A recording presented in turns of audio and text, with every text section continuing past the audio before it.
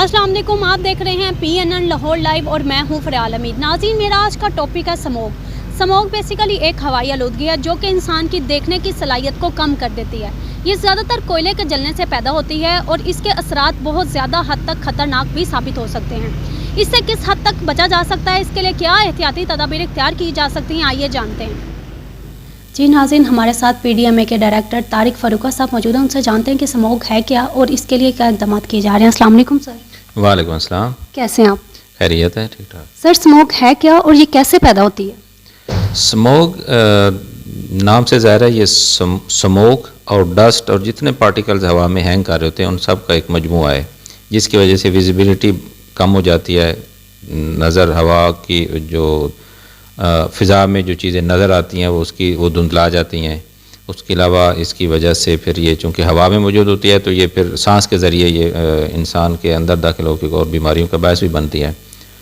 تو اس کو موٹا موٹا یہی کہہ سکتے ہیں کہ یہ دھوئیں اور باقی فضائی آلودگی کا مجموعہ ہے۔ پنجاب میں سموگ کس حد تک خطرناک ثابت ہو سکتی ہے؟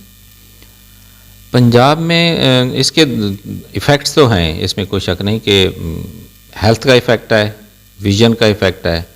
ویژن میں چونکہ ویزیبلٹی کم ہو جاتی ہے تو آنکھوں کے اوپر اسٹرس بنتی ہے، اس کے علاوہ سموگ اور باقی ڈسٹ آنکھوں میں داخل ہوتا ہے، آنکھوں کو متاثر کرتا ہے۔ پھر سانس کے ذریعے یہ جتنی ہماری ریسپریٹری ڈیزیزز ہیں، دمہ اور ہمارے لنگز میں پھیپھڑوں میں جا کے یہ اس کو خراب کرتا ہے، تو اس سے کئی بیماریاں پیدا ہوتی ہیں۔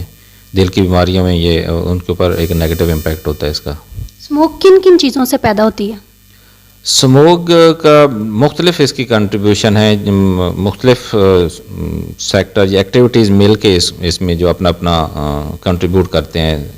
آج کل اس میں ایک تو فیکٹر ہے، اس کو کہتے ہیں ایگریکلچر ریزیڈیو، جو زرعی جیسے سٹبل برننگ ہے، چاول کی کاشت کے بعد جو پیچھے کچھ ان کی چیزیں بچ جاتی ہیں، کچھ حصہ جو اوپر سے کاٹ لیا جاتا ہے، باقی کو کسانوں نے چونکہ اگلی نیکسٹ فصل کاشت کرنی ہوتی ہے تو وہ جلدی میں اپنی کھیت کو خالی کرنے کے لیے اس میں آگ لگا دیتے ہیں، جس کی وجہ سے فضا میں دھواں پیدا ہوتا ہے، پلس ہیٹ بڑھ جاتی ہے۔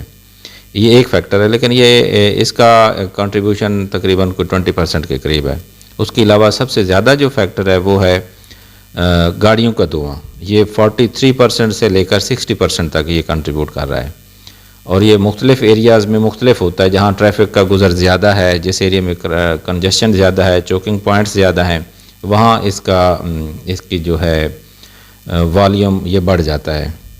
اس کے علاوہ ڈسٹ ہے، فیوجیٹیو ڈسٹ جسے کہتے ہیں، کہ کہیں کنسٹرکشن ورک ہو رہا ہے، یہیں گاڑی تیزی سے گزر رہی ہے اور وہ اچھی سڑک پکی تھوڑی ہے اور کچا راستہ زیادہ ہے، اور اس کو تھوڑا سا نیچے اس کے ٹائر لگتے ہیں تو ڈسٹ اڑتی ہے، وہ ڈسٹ بھی اڑ کے فضا میں شامل ہو جاتی ہے، وہ بھی اس کی تھکنس میں اضافہ کرتی ہے۔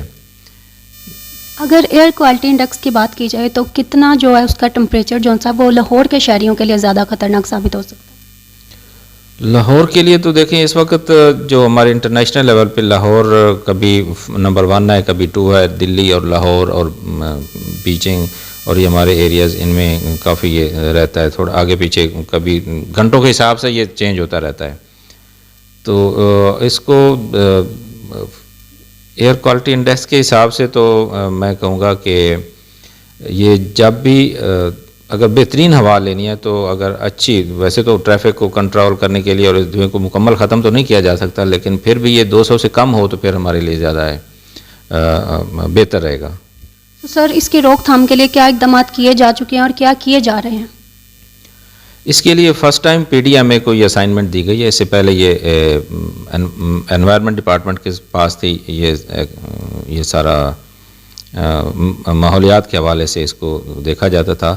تو اب اس کو جب سے یہ PDMA کو اسائنمنٹ دی گئی ہے تو سب سے پہلا سٹیپ تو ہم نے یہ لیا ہے کہ اس کو ہم نے اپنی صوبائی کابینہ کے سامنے پیش کر کے اس کو ہم نے کلیمٹی ڈکلیئر کرا دیا ہے کہ یہ سموگ ایک سیلف ایک ڈیزاسٹر، ایک کلیمٹی، ایک قدرتی آفت ہے۔ اب جب قدرتی آفت ڈکلیئر ہو گیا تو اب ہم نے اس کو اس حوالے سے ہم اس کو فائٹ کرنے کے لیے سارے پلان بنا رہے ہیں، عام روٹین سے ہٹ کے، تاکہ اس کو وار فوٹنگز کے اوپر اس کو کنٹرول کیا جا سکے۔ سب سے پہلے تو وہ کلیمٹی ڈکلیئر کرنے کے بعد پھر ہم نے ایک اور لیٹر، یہ 14 تاریخ کو 14 اکتوبر کو ہم نے اس کو کلیمٹی ڈکلیئر کیا. اس سے اگلے دن ہم نے ریلیف کمشنر جو کہ ہمارے senior member board of revenue relief commissioner ہیں، انہوں نے اپنی پاورز ڈیلیگیٹ کر دی ہیں ہر ڈپٹی کمشنر کو کہ وہ ڈسٹرکٹ لیول کے ریلیف کمشنر کے طور پر ایکٹ کرتے ہوئے نا کچھ خاص ایکٹیویٹیز ہیں جن کو بین کر دیا گیا ہے کہ اس کے اوپر وہ اپنی پاور استعمال کرتے ہوئے ان کو مکمل ختم کرا دیں، رکوا دیں. اس میں یہ سٹبل برننگ ہے، گاڑیاں دھواں چھوڑنے والی گاڑیاں ہیں ان کو روکنا، ان کو فائن کرنا، جو فیوجیٹو ڈسٹ ہے اس کو کنٹرول کرنا. اس کے اوپر تقریباً اب ایک کیمپین چل رہی ہے اور اس کے اوپر ماشاءاللہ کافی اچھا کام ہو رہا ہے. شہریوں کے لیے کیا میسج ہے کہ اسموک سے بچاؤ کے لیے کیا وہ احتیاطی تدابیر اختیار کریں؟ شہریوں نے دو طرح کا کرنا ہے. ایک تو وہ ایسی کوئی ایکٹیویٹی نہ ہونے دیں یا اس میں پارٹیسپیٹ نہ کریں جو اسموک جنریٹنگ ایکٹیویٹی ہو، ڈسٹ پیدا نہ ہونے دیں. اگر ان کے گھر کے سامنے کوئی چیز مٹی گرد و غبار ہے تو اس کے اوپر وہ چھڑکاؤ کریں، خود کریں، تاکہ کم از کم جتنا وہ کنٹریبیوٹ کر سکتے ہیں وہ کریں کہ ہونے نہ دیں. اگر پھر بھی فضا میں کوئی آلودگی موجود ہے تو پھر ان کو چاہیے کہ وہ ماسک استعمال کریں، خاص طور پہ اس سیزن میں ماسک کا استعمال بہت ضروری ہے. پہلے کرونا کے لیے تو ضروری ہے بھی سی، اور اس کے ساتھ ساتھ اب اسموک بھی ساتھ شامل ہو گیا ہے تو ماسک اور زیادہ ضروری ہو گیا. کرونا تو نظر نہیں آتا، اسموک تو ہمیں نظر بھی آ رہا ہے. اس سے ہمیں اپنی سانس کو جو ہے نا اس کے اندر سانس کے ذریعے جو ہم اسموک اندر انہیل کرتے ہیں اس کو کنٹرول کرنے کے لیے ضروری ہے کہ ہم ماسک کا استعمال کریں. آپ کیا سمجھتے ہیں پچھلے سال کی نسبت اب زیادہ اسموک ہے یا پہلے بھی اسی طرح زیادہ اسموک تھی؟ نہیں، پچھلے سال زیادہ تھی. پچھلے تقریباً ہمارا پچھلے چند سالوں سے یہ ہمارا جو ہسٹوریکل ڈیٹا شو کر رہا ہے کہ نومبر کے پہلے ہفتے سے ہی نا اسموک بہت زیادہ بڑھ جاتا تھا. اگر اس کو کمپیئر کیا جائے آج اس سال کے موجودہ سال کے ساتھ تو ہم دیکھیں گے کہ اس سال صورتحال قدرے بہتر ہے، کیونکہ ہم نے شروع سے ہی اس کو نا اس کے اوپر ہم نے جو ہے نا کنٹرولنگ ایکٹیویٹیز شروع کرا دی تھیں. اس سے ہمارا کافی بہتر ہے. اگر اس کو ہم دوسری طرف دیکھیں کہ بارڈر کے دوسری طرف ہمارا جو تھرمل اناملیز جو ہمیں رپورٹ ہو رہی ہیں وہ بہت زیادہ ہیں، 5 گنا زیادہ ہیں پاکستان کی نسبت. اور اس سال الحمدللہ ہم کہہ سکتے ہیں کہ کافی بہتر ہے صورتحال، اور اس کو مزید ہم بہتر کرتے جا رہے ہیں. تو سر کتنے بٹا مالکان کو اب تک نوٹسز جاری کیے جا چکے ہیں اور کتنے بٹے جو ان سے ہیں وہ بند کر دیے گئے ہیں؟ دیکھیں، بھٹوں کے مالکان کے ساتھ ہماری بہت پہلے سے مہینہ ڈیڑھ پہلے سے ہماری ان کے ساتھ بات چیت چل رہی تھی کہ اس سیزن میں چونکہ یہ بہت زیادہ بڑھ جاتا ہے، باقی چیزیں فیکٹر اس میں شامل ہو جاتے ہیں، تو بھٹا مالکان کے ساتھ آلریڈی ایک کورٹ آرڈر کے ذریعے ہماری ایک چل رہی تھی کہ وہ اسے کہتے ہیں زگ زیگ ٹیکنالوجی، اس کے اوپر کنورٹ کریں اپنے بھٹوں کو، جس سے دھوئیں کو کنٹرول کیا جاتا ہے اور وہ جتنا دھواں ہے وہ اس کو کنٹرول کر کے وہ اس کو ایک بلیک کاربن کی شکل میں اکٹھا کر لیتے ہیں.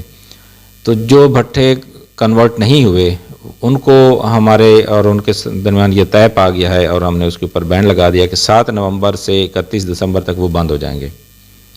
جو بھٹے زگ زیگ ٹیکنالوجی پہ کام کر رہے ہیں وہ کرتے رہیں گے، جنہوں نے وہ ٹیکنالوجی ابھی انسٹال نہیں کرائی ان کو بند کر دیا جائے گا. PNN لاہور لائیو کے تھرو آپ لوگوں کو کیا میسج دینا چاہیں گے اسموک کے حوالے سے؟ میرا لوگوں کے لیے یہ میسج ہے کہ جی وہ اپنی خیال رکھیں، اپنی صحت کا خیال رکھیں، ماسک کا استعمال کریں اور ایسی ہر ایکٹیویٹی سے اجتناب کریں جو کہ اسموک پیدا کرنے کا باعث بنتی ہے. جی ناظرین، یہ تھی اسموک کے بارے میں گفتگو. آپ نے جانا کہ اسموک کیسے پیدا ہوتی ہے، اس سے بچاؤ کے لیے کیا احتیاطی تدابیر اختیار کی جا سکتی ہیں. ہمارے ساتھ PDM کے ڈائریکٹر طارق فاروقی صاحب موجود تھے. ان کا بہت بہت شکریہ، انہوں نے ہمیں وقت دیا. اللہ حافظ.